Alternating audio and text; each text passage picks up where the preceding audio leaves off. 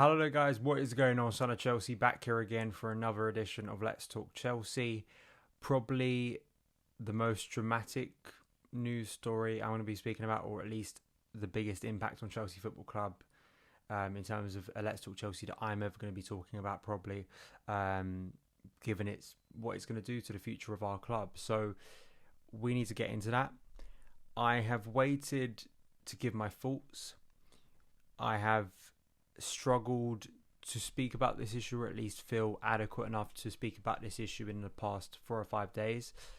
One of the things I have realised, and this is a conversation I've had with people I respect, in terms of if you're a Chelsea fan, and not only in terms of in the last 4 or 5 days there's been a dramatic cup final, there's been another game, there's been of course the uncertainty and clarity over what's going on, there's been multiple statements and rumours and speculation.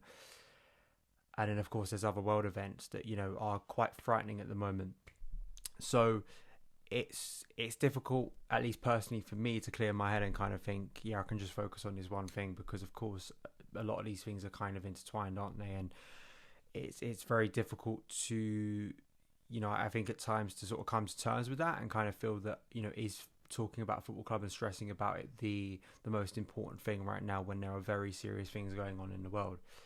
One of the things I want to do is, in terms of things that, I think to a lot of us have been scaring us, is Russia's, invasion of Ukraine. And I think it'd be wrong of me to just go on speaking about Chelsea and football and transfers and players and all of that.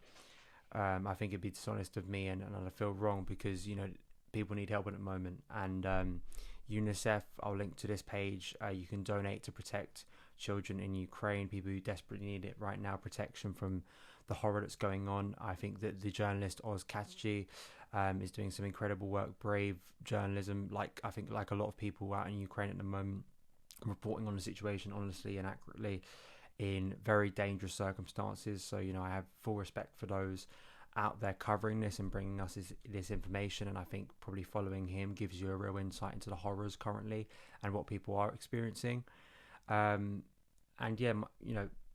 Of course, everything I'm about to speak about, as maybe some pundits on TV have tried to make out, of course, the horrors that Ukrainian people are going through at the moment completely triumph anything that's gone on in my life, and I'm sure like a lot of you.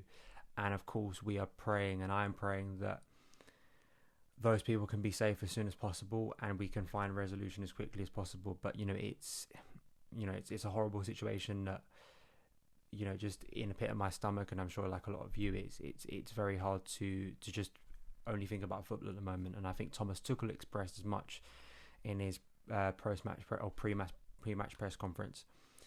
So let's get to it. Roman Abramovich has put Chelsea up for sale. It's hard not to have whiplash in terms of the last, as I say, not even 4 or 5 days. I think I'm stretching. I mean, let's go from even Monday or Tuesday, in terms of after the cup final and the uncertainty and the amount of news stories. I mean, there of course was the statement at the weekend in terms of Roman, basically handing off the kind of the stewardship and care, was I think the words he used, in terms of the club to the foundation, the trustees of Chelsea Football Club. There's been a lot of good articles that there's going to probably be the most amount of links I've ever done in Let's Talk Chelsea before. From The Athletic, there was a really good explainer I think it was on Sunday before the League Cup final, of kind of how little things have actually changed legally, because of course Roman was still going to be the owner. He still was the owner of Chelsea and still is at the current time of speaking. But then of course in the last 24 hours we had so many reports about a potential takeover and people trying to buy Chelsea, from Roman, the New York Times here, The Guardian, Goal. Matt Law, I think, has kind of been at the forefront, as he usually is with Chelsea's biggest stories, with some of the most accurate reporting. Roman to receive bids for Chelsea this week as pressure mounts on owner. Abramovich puts Chelsea up for sale, with Swiss billionaire was interested. Is Chelsea being sold? That's from Nazar Kinsella from Goal. It all happened so quickly, and I was actually going to record a video before Luton, and then I didn't, and I think I probably made the right call, because about an hour after making that decision, Roman made his statement, which I'm not going to read out again. I think all of us have read it. If you're a Chelsea fan, you have to have read this statement, so I don't really need to go through it. It's a club statement, as with anything, and in terms of what Roman says in that statement, of course, we have to wait to see in terms of what he said, giving a lot of money to a trust in terms of the Ukrainian people, helping the Ukrainian people. Of course, we have to see over time what that looks like. But in terms of writing off the debt, which sure I know some reporters have said is kind of going into what the price of Chelsea is anyway, and in terms of what he said about Chelsea, where to start? I mean, it's so difficult to know where to start with this because it is such massive news. I guess what would you want from a football owner? And I think one of the interesting things to me is, we've seen it recently with Mike Ashley leaving Newcastle. You've seen it down the years with many owners have been sort of kicked out of their club. I think back to sort of Liverpool in 2010. I think it's Hicks and Gillette, wasn't it? They were, kind of marched out of Anfield in a sense. It's very, very rare to have a situation where an owner leaves a football club and the majority of fans want him to stay, or are extremely grateful for what he's done for their club.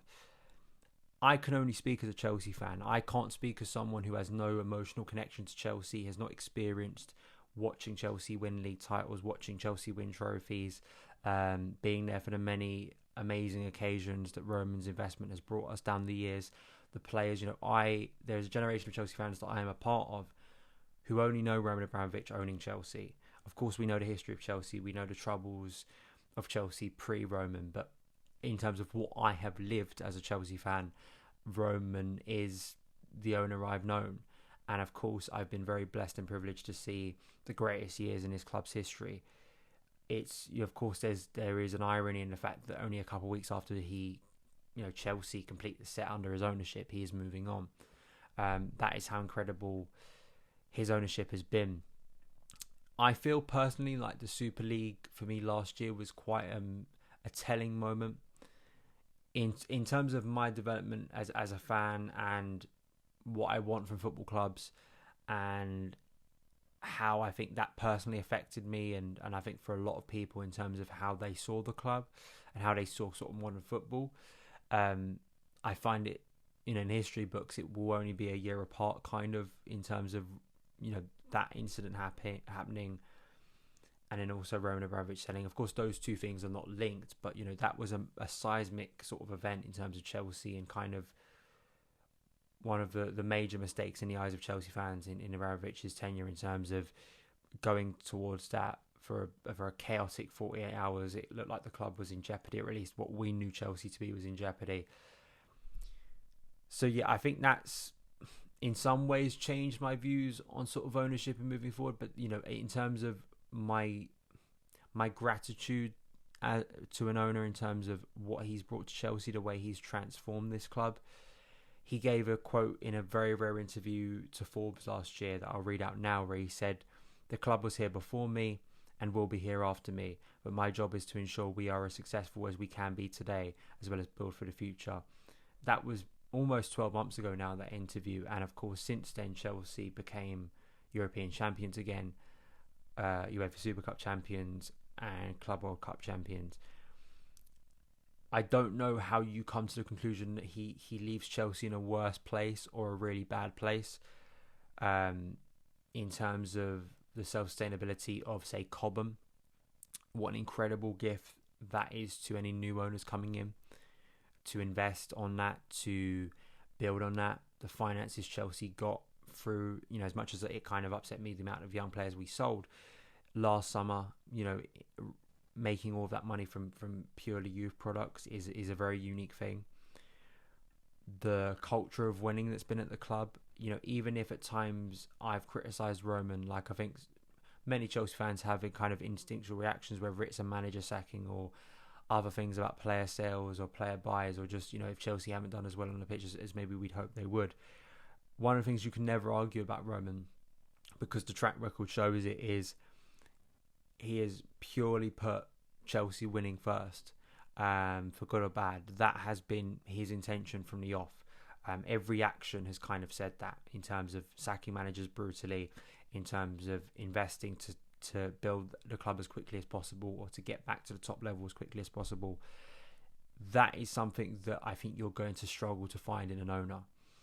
Again, to be honest, because it's one of the things that Chelsea have been hated for and also credited for is their ruthless streak. I guess what is so curious about whoever takes over now is what do they go with Chelsea? How do they take Chelsea, mentality-wise, culture-wise? Do they continue with that? Or, if we are bringing in a different type of owner, and you look at, say, it's just quite obvious, it's quite clear that this new ownership could have American involvement in terms of the way, say, Liverpool and Arsenal and, Man United have been run, and kind of that style of management in terms of longer-term thinking. The positives maybe and drawbacks of that, but it's undeniable. Roman Abramovich's investment not only saved Chelsea in 2003, it brought us and brought so many of us the happiest days supporting Chelsea. All those pictures behind me, basically, and I, know I'm never going to apologise for celebrating that. I don't think any of you should, because we're Chelsea fans. I will be a Chelsea fan for the rest of my life. Chelsea is not defined by one individual. And I think Roman said as much when he used the word custodian in that statement the other day. And I don't think people should be ashamed about having that gratitude and, those emotions. That's one of the things that I think many people outside of Chelsea, as I say, who've never lived a day in their life as a Chelsea fan, could never know what the emotion was like when Didier Drogba scored the penalty in Munich. Can never know what the emotion was like when Frank Lampard rounded Jaskalainen at the Reebok. Can never know the emotion when Eden Hazard, all of the goals he scored, all of the wonderful performances, and of course last year in Porto when Kai Havertz scored that winning goal against Manchester City, and it goes on and on and on. In terms of those, everyone will have their memories, and I think I'm very privileged and lucky and content with the fact that Chelsea may not win another league title, may not win another league trophy for a decade. I guess deeper conversations about what does Chelsea look moving forward. I think it's very difficult with the price that Chelsea is being sold for to kind of have those discussions. I would like to think that the club is going to have conversations with not only the Chelsea Supporters Trust, which I'm an affiliate member to, but also the Chelsea Pitch Owners, which I'm a share. You can see it up there, as a share as Chelsea Pitch Owner too. In terms of the fan groups, the clarity, I think it's very needed. As I say, I think it's been a challenging couple of days in terms of that match last night. I mean, it's kind of weird for me to do a review on it. It was absolutely mental. I can't blame the players for having their minds elsewhere or being slightly jarred by what's happened over the past couple of days. I mean, we all have been, and I think the way Tuchel and his players, particularly Thomas Tuchel, in two incidents now where he's kind of as a public-facing, the highest profile kind of public-facing Chelsea person, has had to deal with two very awkward situations in front of the media. And I think he's handled both admirably, to be honest. And I think his team have responded in kind of the only way they could, particularly with all the questions that keep on coming towards him, in terms of all the media scrutiny. And in terms of, I think, fans, some of the stuff that I think Chelsea fans have had to deal with, kind of the accusations that have been levelled towards us, the moral guilt that's been, sort of put in on our front door, when I don't think it's justified, especially if you're a Chelsea fan who just loves your local club or just supports the club, has it in their family roots, and somehow you're responsible for things that are out of your control. I think it's been disgraceful for some people, to be honest.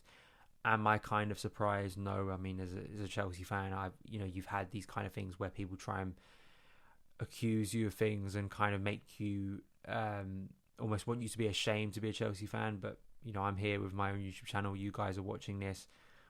I'm not, and I don't think you should be, in terms of enjoying the success we've had over the past nearly 20 years with Roman Abramovich. I don't know where we go from here, because I think I'd be an idiot to try and assume what's going to happen here.